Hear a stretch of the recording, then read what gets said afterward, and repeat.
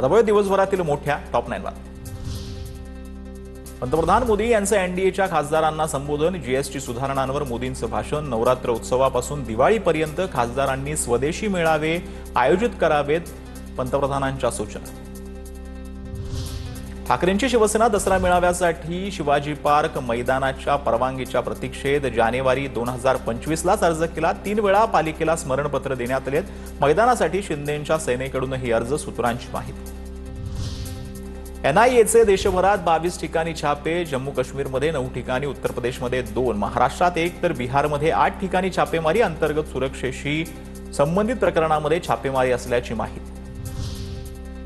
नागपूरकरांसाठी आनंदाची बातमी, नवीन नागपूर विकसित करण्यासाठी एनएमआरडीए, हुडको आणि एनबीसीसी यांच्यामध्ये करार। 1710 एकरमध्ये विकसित होणार नवीन नागपूर। मुख्यमंत्री फडणवीसांच्या उपस्थितीत झालेल्या बैठकीत हा करार करण्यात आला।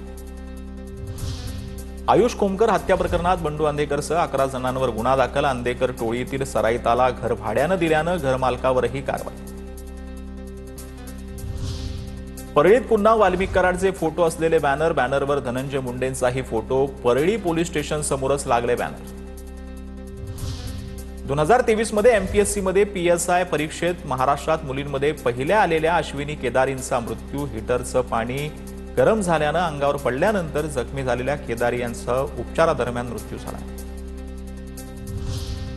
कोल्हापुरात गणेश विसर्जन मिरवणुकीनंतर भयानक दृश्य समोर आलंय। मिरवणुकीनंतर 10 ट्रॉली चपला आणि कचऱ्याचा खच जो आहे तो पाहायला मिळतो। मुंबई गोवा महामार्गावर आजपासून अवजड वाहतूक पूर्ववत।